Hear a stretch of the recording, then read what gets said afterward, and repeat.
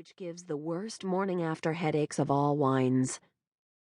But then better wines started coming in boxes, and it became a contest of who could find the fanciest or best or most expensive box of wine. Despite our best efforts, a box per cousin always resulted in a surplus of wine, and the half-empty containers could be found stashed throughout Joe and Margie's house year-round. So last Christmas, I was hitting the box pretty hard. I was feeling all warm and fuzzy by the time we'd finished the 12 days of Christmas, and then Grandpa Joe announced that he had something he'd like to read to us. This wasn't unusual. He found a way to read aloud at any gathering, usually a Molly Ivins column or a passage from Thurber or Bud Trillin, as we called Calvin. We considered him to be a family friend, since Joe and Margie had many years ago been at a dinner party where he was in attendance, and I had passed him on the street in New York a handful of times, even exchanging a nod once or twice. But this time he announced that he'd found a stack of letters from the early days of their marriage, while he was in the Coast Guard and Grandma Margie was juggling 2 under 2 at home, my dad and my Aunt Fay. Sid and I exchanged a look that said, "Swoon," and perched ourselves at Grandpa Joe's feet like a couple of kids, although, of course, we were well into our 30s. The letters did not disappoint. Grandma Margie wrote about sweet and funny and maddening things the kids were doing. The kind nurse at the hospital who would play with Faye and hold Dad while she dropped off jars of extra breast milk she had expressed for the orphans, and the hard time she was having as a Chicago girl understanding the accents of their new neighbors in Bar Harbor, Maine.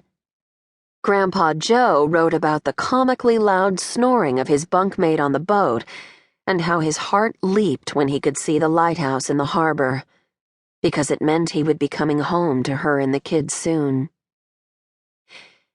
Enchanted by the romance of it all, I privately lamented that Leo and I had never once exchanged a letter. Why would we? We'd never been separated for any amount of time, and even if we had, there were 6 ways to reach him and get an immediate response. I tried to imagine my eventual progeny being anywhere near as impressed by our quotidian communication. Get milk. Coming home soon? May kill the children, and the like. It was a depressing thought, and made me long for a simpler time, a time when we might not have been able to text back and forth all day long. I wondered if we'd been missing out on the sort of intimacy that could have come from simply catching up at the end of the day. By the time Leo arrived home from work each day, we'd been in near constant contact. In some ways, it made me feel close to him, always knowing where he was and what he had for lunch. But it also made it easy to spend most of our evenings busy on our respective iPhones. Later that night, back at Mom and Dad's, Sid and I lounged on the big brown sectional in the basement, listening to old mixtapes on an ancient paint-splattered jam box, the container of Y&B Malbec still on tap at my side. Leo was upstairs putting the twins to bed on the floor of my old room. As extremely active 3-year-olds, Quinn and Joey were so exhausted at the end of every day that if you could get them to just stop moving, they were asleep in minutes. It's harder than it sounds. We figured out a maneuver likely used in state-run homes for troubled youths and animal shelters, where you kind of held them and pinned down every extremity at the same time. When you're putting them to bed by yourself, as is often the case, there are a couple of ways to go.